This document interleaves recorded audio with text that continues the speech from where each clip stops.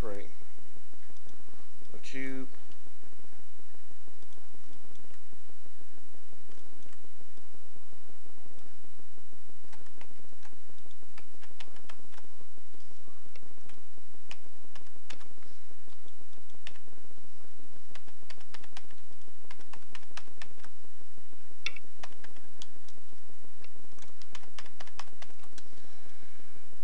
For some reason the control key is not working.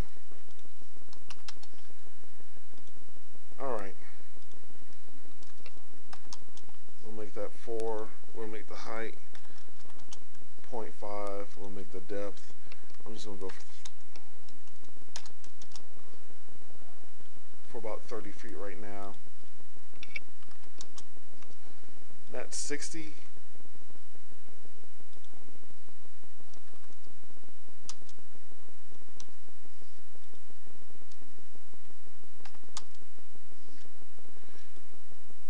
It's just something about proportions that did not look right visually, but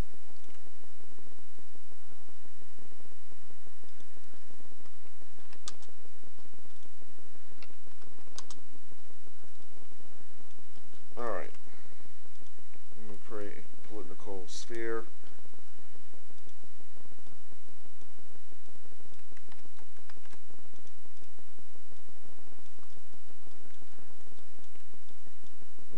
Make it a little bit smaller.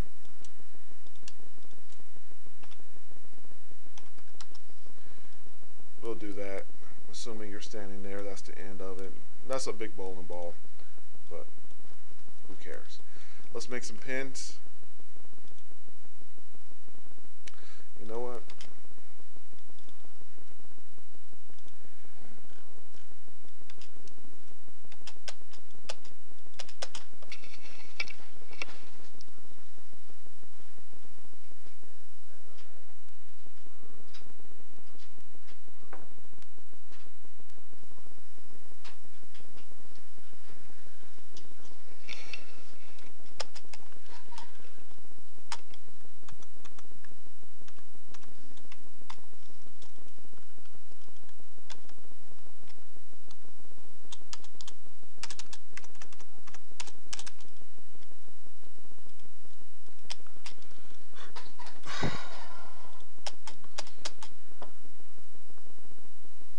Okay.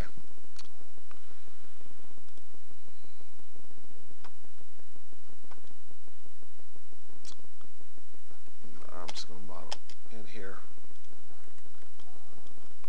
Since it seems half the keys want to not work for me today. So I'm just going to start out with a cylinder.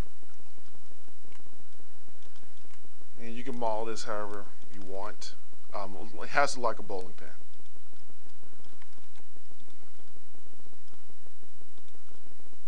Create a subdivision cap.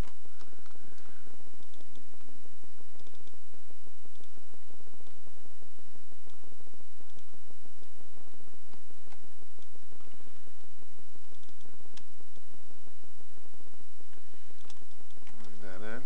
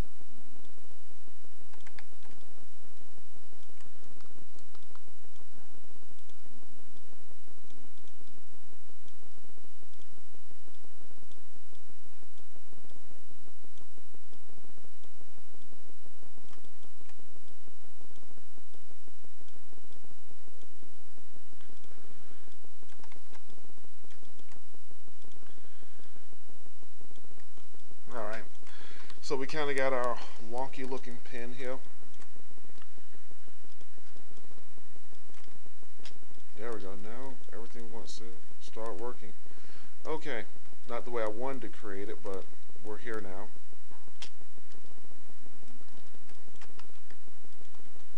And we'll stick a little edge loop right here. Yeah, you need the right amount of pins for a bowling alley.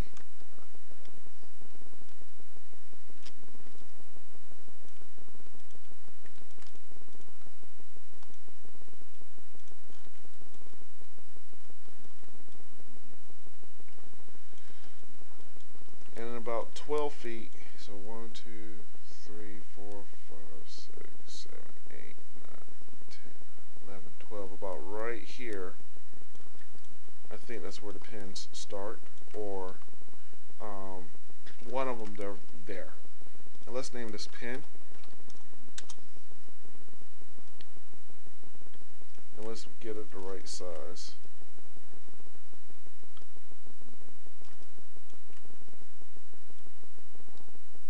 Stretch a little bit. Modify, freeze transformations. Part of me wants to take the pin and put it so that the pivot point is at the bottom of it, but I'm going to leave it kind of where it's at least for right now. I don't want this interpenetrating this object here. I want it kind of sitting on top. And then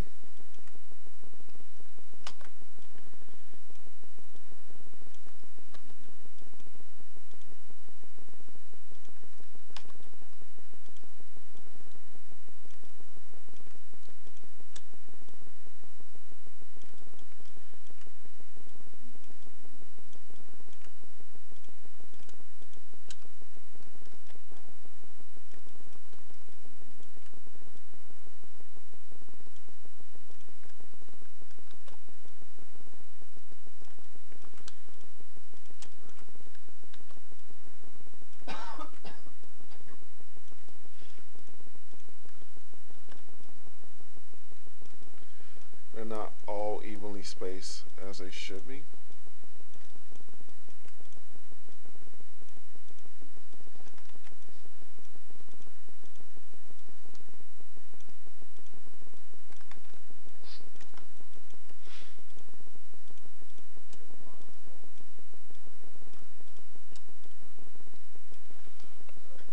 Alright, so we have this here, we have our pins, we have our ball, and what we're going to do now is we are going to take this and our pins, we're going to go up to fields and solvers, and we're going to make these click on create active rigid body, and let's, before we do that, modify, freeze your transformations, and fields and solvers. What were you saying? I was asking what comes in next. Create active rigid body.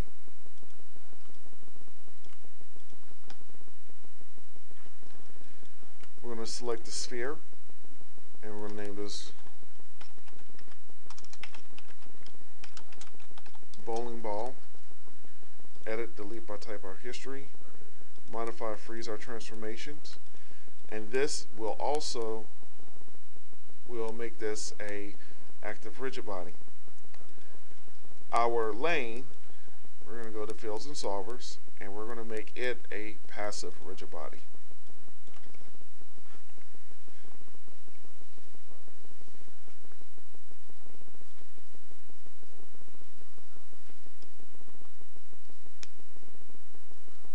Now, the bowling ball, when we click on it under shapes, we have its attributes for its rigid body. And what we want to use its initial velocity. And let's say I'm going to type in 100. And I hit play, and it should start moving towards the pins. Which one is it that you saw? The bowling ball. No, on the rigid body. Yeah. This is, and then initial velocity.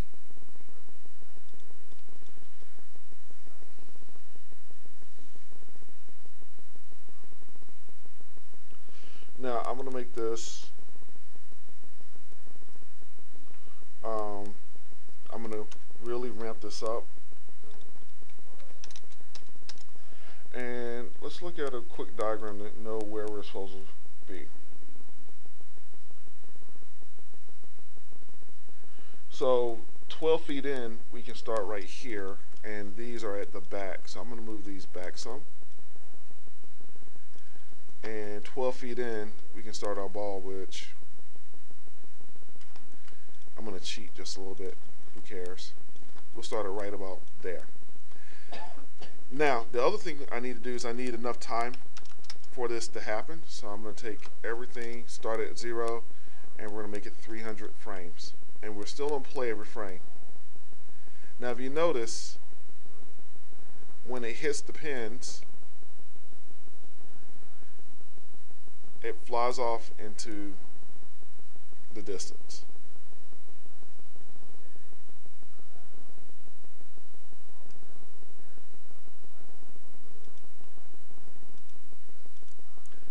And then we can always slow this down some. That affects like how hard it hits the pins. Yes.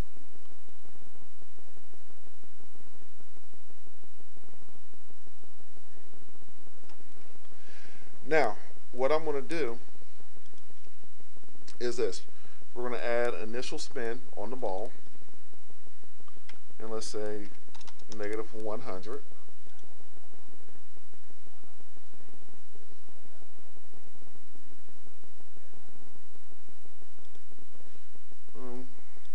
Let's do negative 50 to start off with.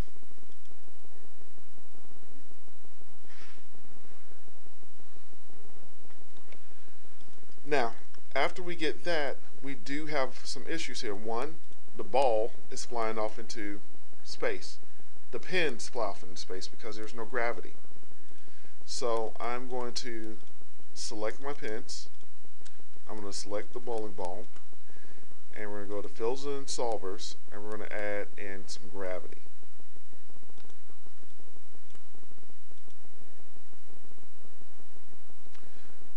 So it's still going up, but not as much.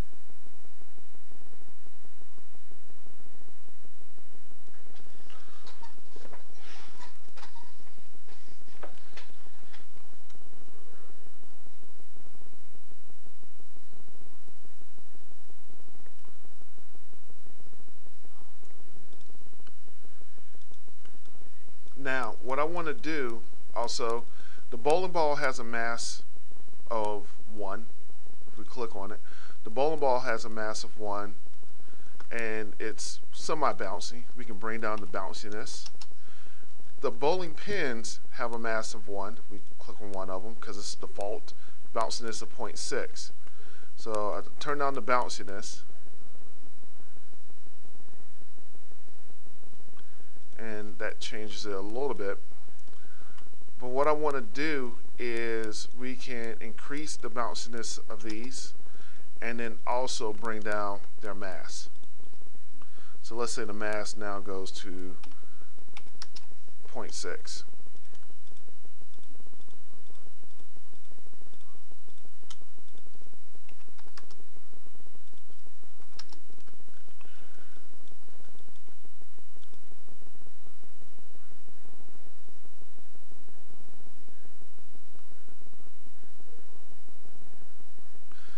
And the ball is still kind of going up. It's hitting a pin and it's like latching itself.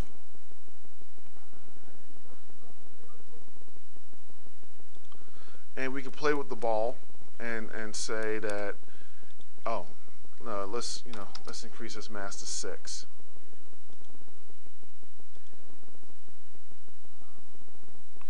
And then that's going right through them. And the pins are shooting off. And it seems to work. And we're getting some calculations there. And then of course you need the holder for where the pins are going to go. Okay? Now let me save this.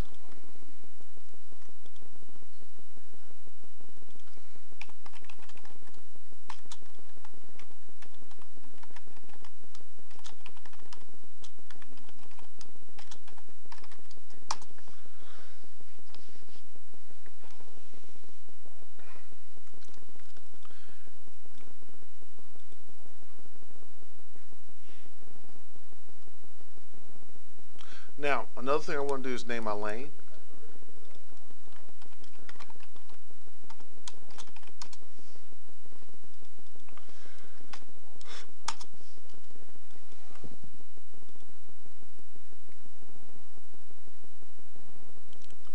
And sometimes what I like to do is, let's go back here. We'll bring the ball up like it's actually going to get bounced. But the gravity does not affect it fast enough. Oops. So we can either increase gravity or its downward pressure, or create a uniform field that presses the ball down faster.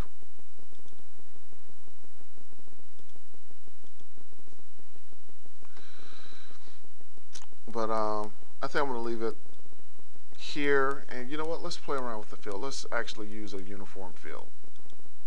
So we have the uniform field here, and it's only going to affect the ball because that's the only thing we had selected when we created it. And we turn down the attenuation. We make the direction, let's say negative, I'm sorry, yeah, -1. And bring up the magnitude.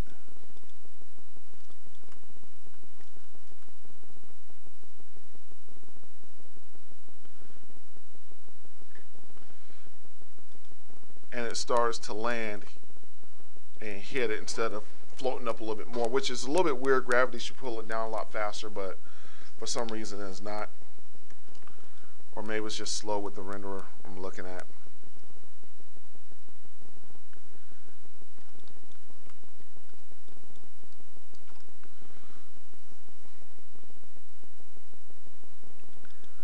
Now, the only other thing you may want to do, where you're going to do, build something to catch the pins. But let's look at the assignment sheet. So this will be due Tuesday. Model a bowling ball, lane 10 pins. Make the ball and pins active rigid bodies. Lane and passive, create dynamic field so the ball is rolled down the lane and knocks over the pins. The goal here is to use dynamics to create realistic and random animation rather than keying it. Once you have the simulation approximately looking how you like, cache it so it's set to simulations, no longer calculated as you scrub through the scene. Create a render camera, play it in grip position for the composition of the frame. Light your scene, make sure the animation is running 30 frames per second. The length of the animation should be 300 frames or 10 seconds. Frames should be at HD 1080 preset, render out as TIFF files. And then you got your gravity field, 15, 10 pins, 10, no history and geometry, 10 outside of the rigid body. Passive rigid body animation cache, 15, no inner body penetration, 10, render at the correct size of frame rate, 10, animation looks believable, 15, and final render simulation looks good for a total of 100. And the last thing that we need to do after I save this is what? Cache it. So I'm just going to select all of these. And we're going to go to cache and geometry cache, and we're going to create a new cache.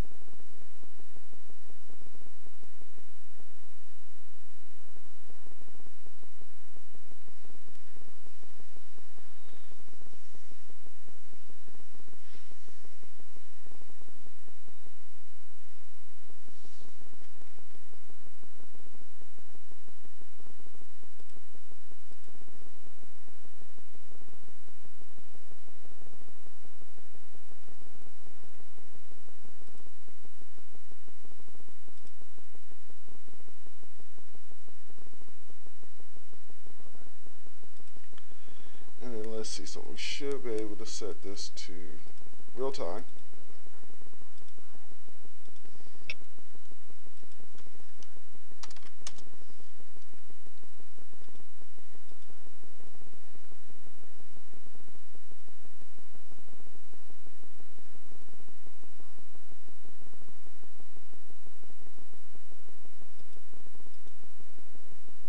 And the other thing it's doing is still kind of using that.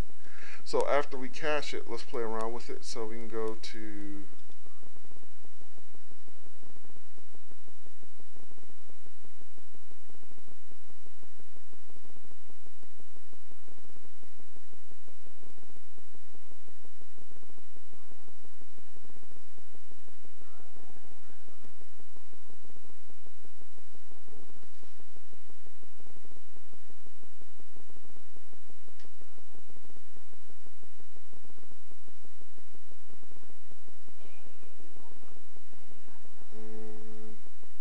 evaluate nodes, and really we're going to ignore all and hit play. So it did not cache it. So what I'm going to do instead of caching it, because we have an in cache and we already know these are not rigid bodies, and the geometry cache did not take, so we could try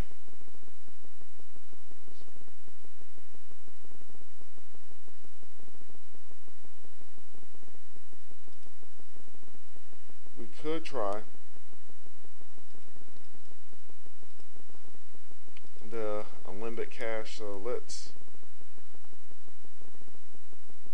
delete this cache and try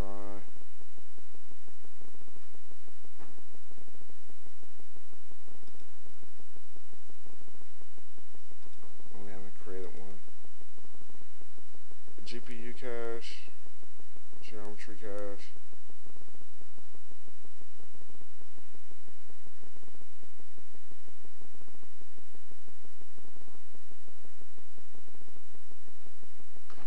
You know what? Let's just do this. Let's go to one, interactive playback.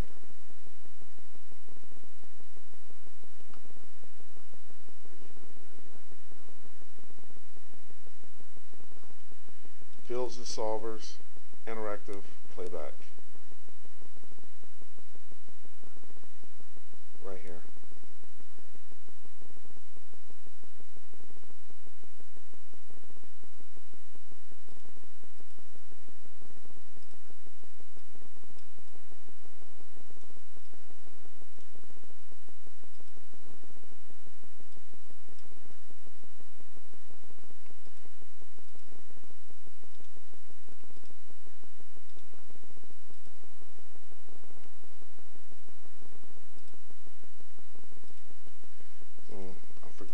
Turn it back on the real time, but that should give us that. The only thing we could do is render it out, but let's go ahead and keep our cache as well too.